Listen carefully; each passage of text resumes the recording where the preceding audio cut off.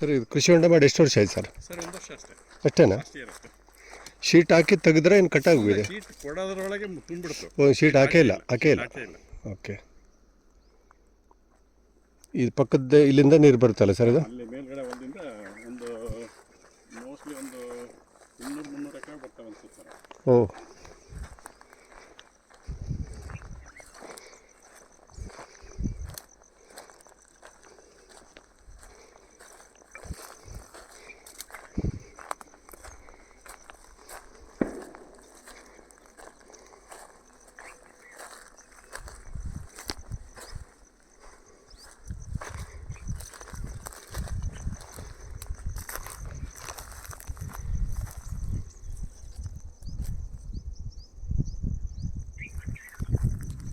ಸರಿಗೆ ಶೀಟ್ ಇಷ್ಟೇ ಹಾಕಿರೋದು, ಮುಂದಕ್ಕೆ ಹಾಕಿಲ್ಲ? ಇದು ಸುಮ್ಮನೆ ಏನಾದ್ರು ಒಂಚೂರು ಮಾಡಬೇಕು.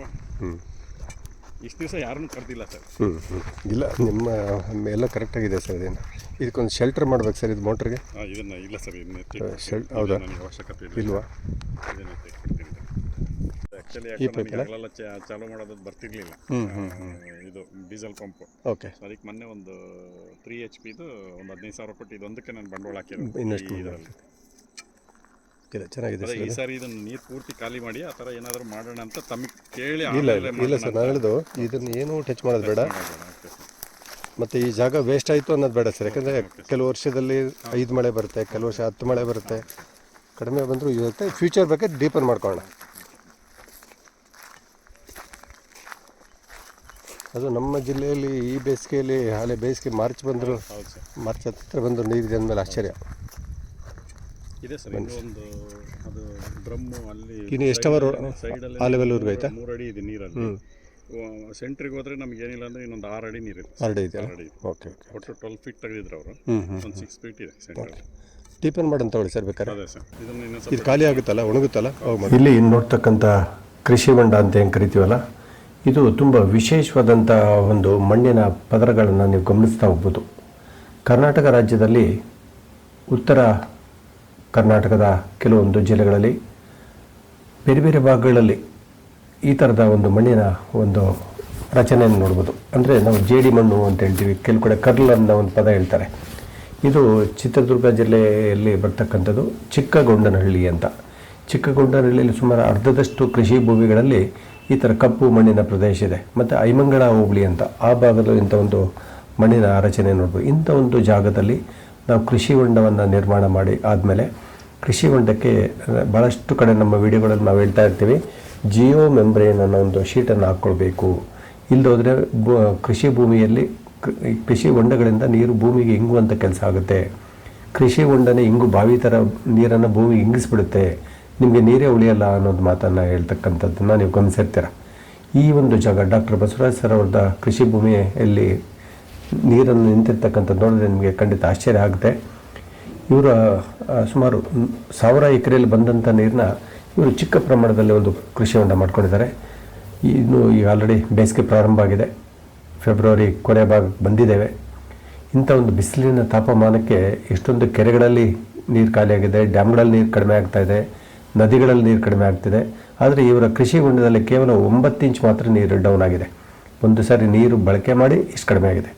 ಇಂಥ ಒಂದು ಸ್ಥಳಗಳಲ್ಲಿ ನಾವು ಜಿಯೋ ಮೆಂಬ್ರೇನ್ ಶೀಟ್ ಹಾಕುವಂಥ ಸಂದರ್ಭ ಬರೋದೇ ಇಲ್ಲ.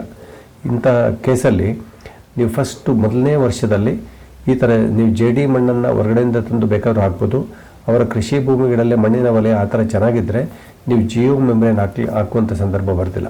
ಸಾಕಷ್ಟು ಕಡೆ ನಾವು ಈ ಕಲ್ಲು ಭೂಮಿ, ನಾವು ವೆದರ್ ಡ್ರಾಕ್ ಅಂತ ಹೇಳ್ತೀವಿ, ಅಂದರೆ ಭೂಮಿಯಲ್ಲಿ ಕಲ್ಲಿನ ಪದರಗಳಿದ್ದರೆ ಮಾತ್ರ ನೀರು ಭೂಮಿಗೆ ಇಂಗಿಸುತ್ತೆ.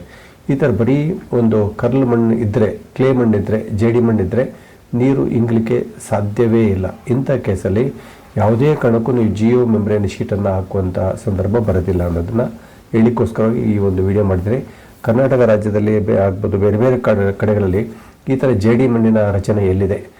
ಸರಳವಾಗಿ ಹೇಳ್ಬೇಕಂದ್ರೆ ಜೇಡಿ ಮಣ್ಣು ಯಾವ ಥರ ಅಂದರೆ, ನೀವು JCB ಇಂಗು ಉಂಡಿ ಮಾಡುವಾಗ ಕೇವಲ ಒಂದು 3 ಅಡಿಯಿಂದ ಕೆಳಗೆ ಹೋದರೆ ಸಾಕು, ನಮಗೆ JCBಗೆ ಅವರ ಬಕೆಟ್ಗೆ ಮಣ್ಣು, ಒದ್ದೆ ಮಣ್ಣು ಟಚ್ ಆಗುತ್ತೆ.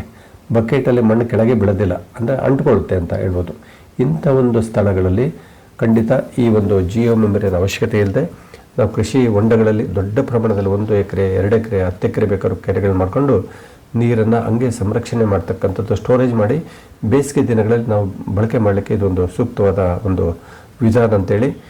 ದಯಮಾಡಿ ಮುಂದಿನ ಈ ವಿಡಿಯೋ ನೋಡಿದ ಮೇಲೆ ನಿಮ್ಮ ಕೃಷಿ ಭೂಮಿಯಲ್ಲಿ ಆ ಥರ ಮಣ್ಣಿನ ರಚನೆ ಇಲ್ಲ ಅಂತಂದರೆ ನಿಮ್ಮ ಕೆರೆಗಳಲ್ಲೋ ಅಕ್ಕಪಕ್ಕದ ಜಾಗದಲ್ಲೋ ಇಂಥ ಒಂದು ಜೇಡಿ ಮಣ್ಣು, ಕರ್ಲ್ ಮಣ್ಣು, ಕ್ಲೇ ಮಣ್ಣು ತಂದು ನಿಮ್ಮ ಕೆರೆಗಳಿಗೆ ಅರ್ಧ ಅಡಿಯಷ್ಟು ದಪ್ಪದ ಲೇಪನ ಅಂತ ಕ್ಯಾಪಿಂಗ್ ಅಂತ ಹೇಳ್ತೀವಿ, ಒಂದು ಕೋಟಿಂಗ್ ಮಾಡಿ ನೀವು ಸಾಧ್ಯವಾದರೆ ಒಂದು ಸ್ವಲ್ಪ ರೋಲ್ ಮಾಡಿ, ನೀರು ಹಾಕಿ ರೋಲ್ ಮಾಡಿಬಿಟ್ರೆ ಖಂಡಿತ ಇದೊಂದು ಪರ್ಮನೆಂಟ್ ಆಗಿ ರೈತರಿಗೆ ಕಡಿಮೆ ವೆಚ್ಚದಲ್ಲಿ ಮಳೆ ನೀರನ್ನು ತುಂಬುವಂಥ ಒಂದು ಕೃಷಿ ಹೊಂಡದ ಕೆರೆಗಳಾಗುತ್ತೆ ಅನ್ನೋ ಒಂದು ಮಾತನ್ನು ಹೇಳ್ತಾ ಇದ್ದೇನೆ.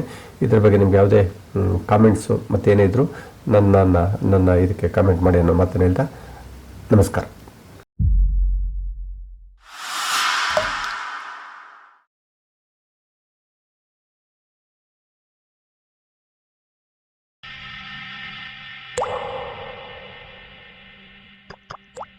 You